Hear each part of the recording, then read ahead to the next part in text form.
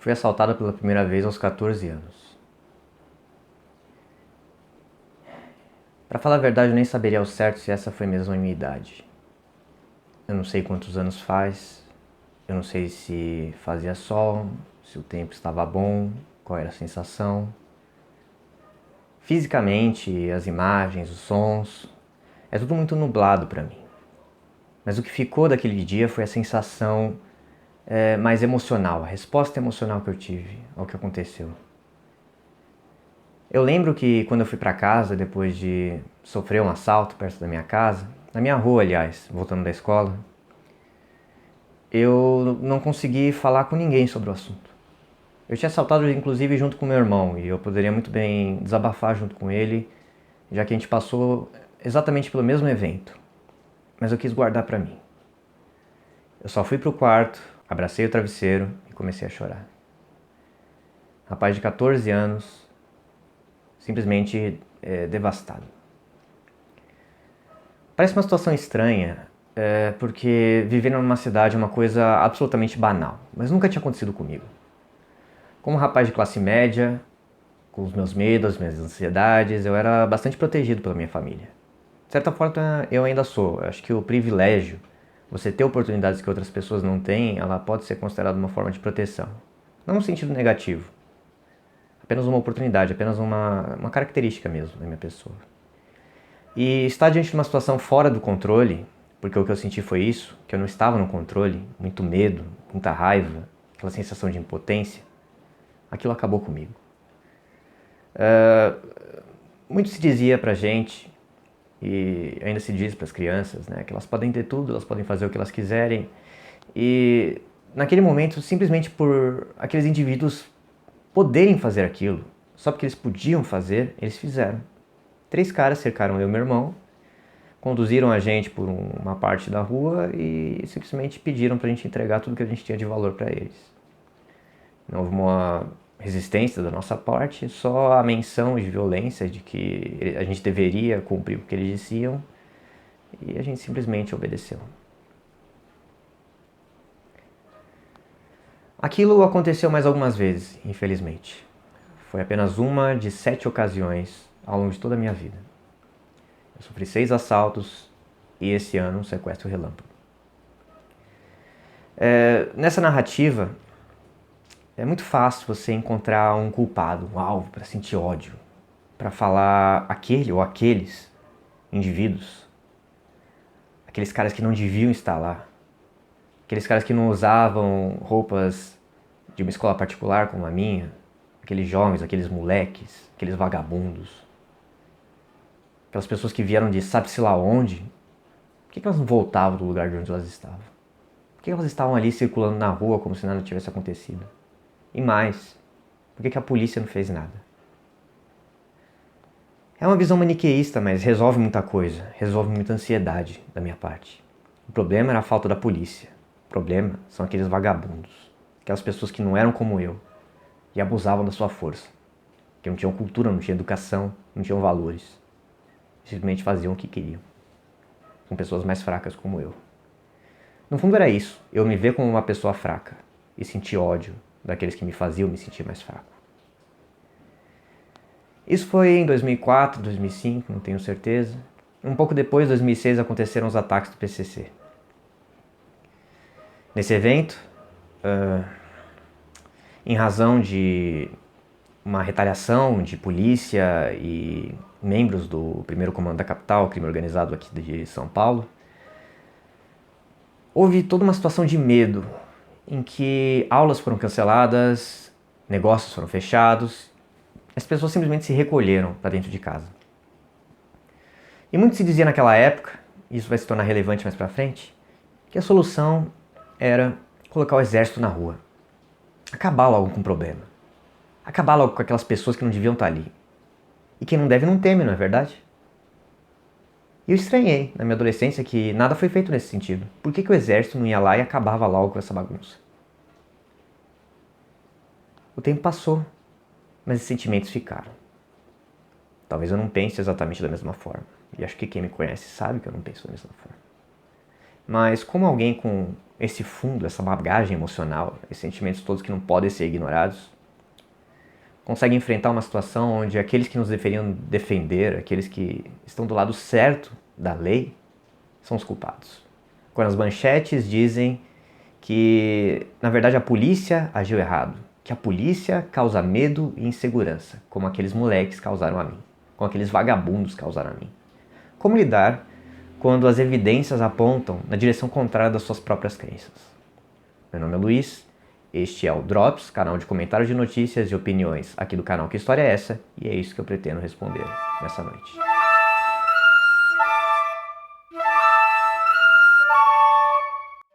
Bom, pessoal, hoje eu fiz uma introdução um pouco mais pessoal, um pouco mais alongada. Talvez a introdução fique maior do que o próprio vídeo.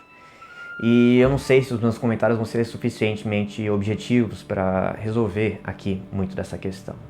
Eu faço esse vídeo um pouco mais solto.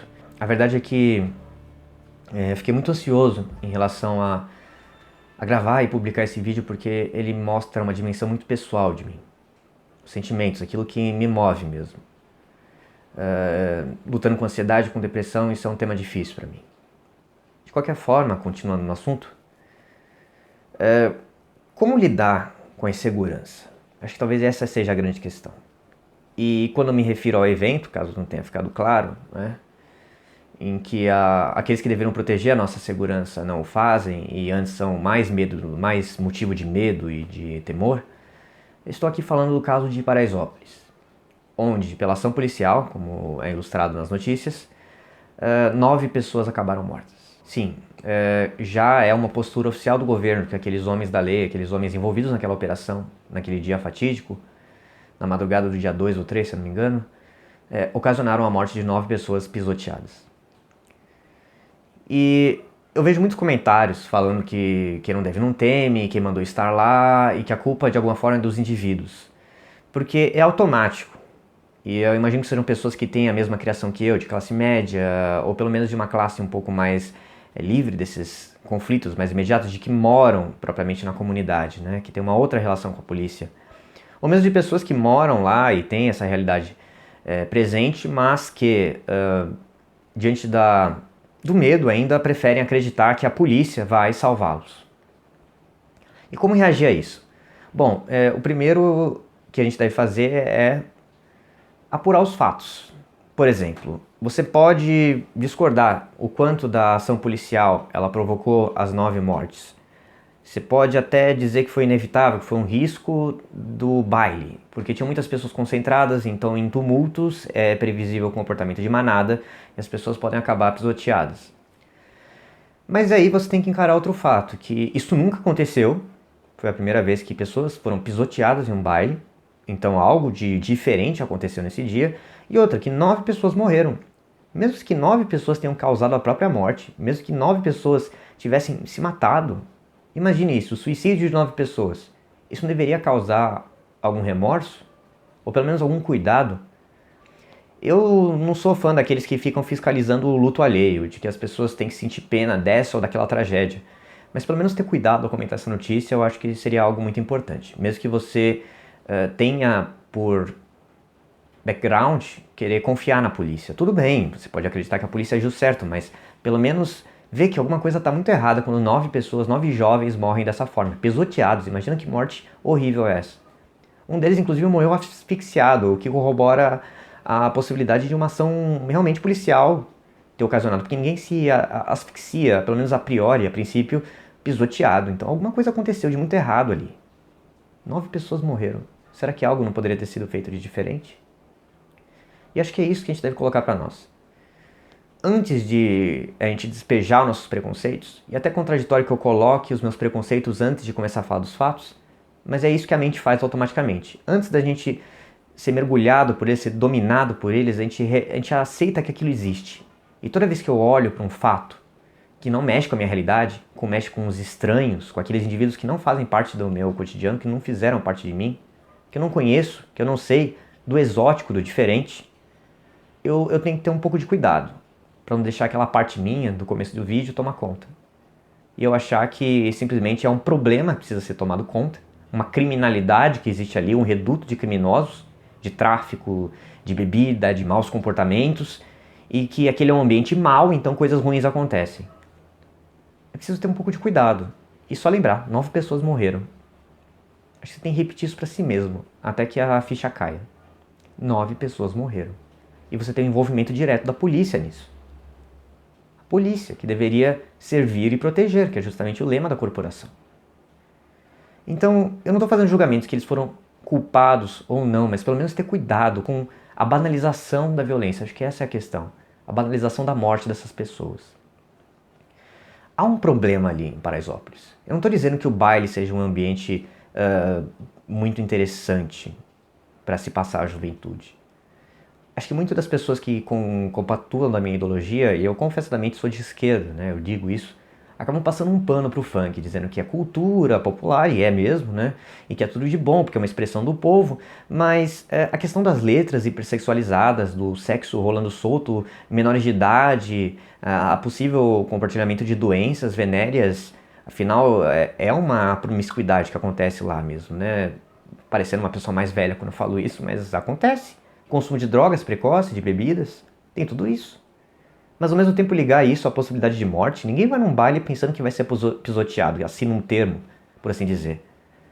Acho que é bom lembrar da questão da Boate Kiss, né? Algumas pessoas até banalizaram aquelas jovens que foram queimados vivos, né? Foram sufocados pela questão de um ambiente que não estava preparado para recebê-los, né? Não havia um plano de evacuação para aquele ambiente. E por que agora, na questão de Paraisópolis, por ser a diversão de uma outra classe social, você começa, que também está igualmente não preparado, né? Você, de repente, esquece que aquelas pessoas não tinham culpa mesmo. Individualmente, aqueles 9 caras, né? Não estou falando que todo mundo é bom e santo nessa situação. É claro que você tem que retomar os fatos, como eu falei. Você vê que haviam indivíduos fugindo da polícia que utilizaram o baile para poder evadir. Mas e o custo, né? Vale a pena continuar a perseguição ao preço de 9 vidas? É isso que tem que ser posto, né? E a gente tem que começar a pensar mais a fundo no assunto, né? Por que será que é tão difícil lidar com a ideia de uma polícia criminosa, com uma polícia que também é capaz de malefícios? Veja, se eu pegar a minha experiência pessoal, a polícia militar sempre foi boa comigo. Eu não tenho um exemplo de uma atitude negativa de um policial militar assim no meu ambiente próximo. Pelo menos, digamos, enquanto eu agia certo. Os policiais, eles sempre me cumprimentavam, me ajudavam, me amparavam nos casos, por exemplo, em que eu sofri o sequestro relâmpago, liguei no 190, checaram, até ligaram de volta para mim para ver se estava tudo bem comigo. Quando o meu carro, que foi roubado também, apareceu, eles me atenderam também muito bem. Uma coisa que eu não tive com a Polícia Civil, mas não veio ao caso. A Polícia Militar, em especial, que é a grande criticada nas manchetes, na minha experiência pessoal, ela é bastante eficiente, bastante... o lema servir e proteger serve perfeitamente aos homens que me atenderam. É assim que eu os via, né? Como protetores, né? Como heróis. A farda não me inspira medo, nem um sentimento negativo. Quando eu vejo uma farda, eu me sinto seguro. Essa é a minha experiência pessoal. Então, como contrastar isso, a minha experiência imediata, com o que está na mídia, né? Porque eu fico pensando, talvez ela me trate bem porque eu sou uma pessoa de bem, e talvez ela trate mal as pessoas que são de mal, que não agem pelo certo. Por exemplo, quando eu participei de protestos atrapalhando a ordem, agindo errado, né? A polícia teve outro comportamento, jogou bombas de gás de pimenta e tudo mais, né? Enfim, eu fui estudante, né? E eu participei de alguns eventos, mas não vou entrar em detalhes. Então, entra muito na minha cabeça, acho que de muitos jovens, na minha situação, de outras pessoas também mais velhas, que se você agir certo, a polícia é uma, e se você agir errado, a polícia é outra. Mas não é bem assim. Saiu há um tempo atrás a declaração de um membro da corporação que admitiu pontualmente que a polícia age diferente não só de acordo com a índole de quem ela está abordando, mas do local onde ela está patrulhando. A polícia nos jardins é uma, a polícia na favela é outra. E isso deve ser encarado, e isso é um fato, porque a própria corporação admite.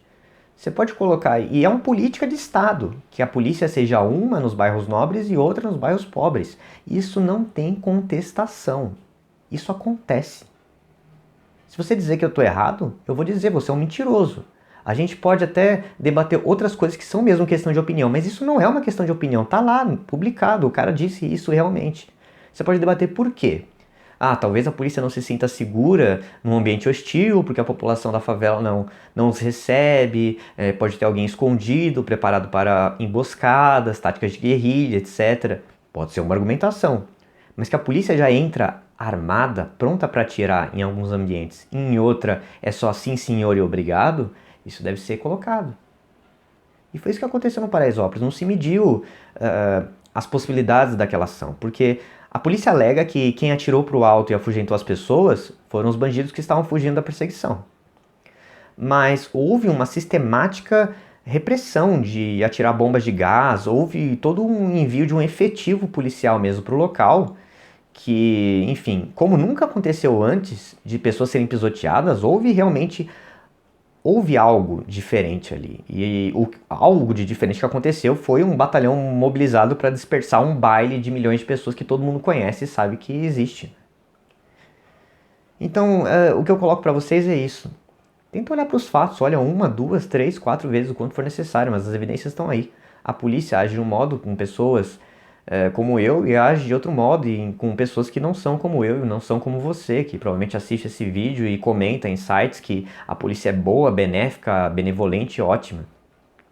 Mas existem diversos exemplos na mídia de que existem esquadrões da morte, que a polícia já entra esculachando. Eu já tive relatos, eu sou professor, de alunos que falaram que a polícia entrou na sua casa sem nenhum mandato, soltando os cachorros em cima dos móveis, dos cômodos, procurando drogas, procurando fugitivos. Diga-me, você tem medo de que a polícia possa entrar na sua casa qualquer dia, durante a noite, talvez, sem nenhum mandato? Eu tenho essa segurança. Eu posso abertamente defender, por exemplo, a polícia tem que esculachar mesmo, porque quem não deve não teme, tem que colocar tanque de guerra na rua, porque eu tenho certeza absoluta que o tanque não vai passar na minha rua, que a polícia não vai entrar esculachando na minha casa, que não vão soltar um cachorro treinado no meu quarto, no quarto dos meus filhos, que eu ainda não tenho por acaso, né? Mas das pessoas que eu preciso proteger. Então é muito mais fácil estando desse lado. E acho que é isso que eu queria colocar. Bom, peço desculpa por sair um pouco da abordagem mais factual do que de costume, mas eu queria compartilhar um pouco da minha experiência e ver se surte algum efeito positivo na de vocês. Quem gostar, não deixa de deixar o seu comentário. Quem não gostar também deixa comentário, eu posso, enfim, usar outras linhagens, nós estamos em fase de testes. E é isso, né? Então, onde quer que você esteja, aonde quer e quando quer que você esteja, um bom dia, uma boa tarde, uma boa noite e tchau.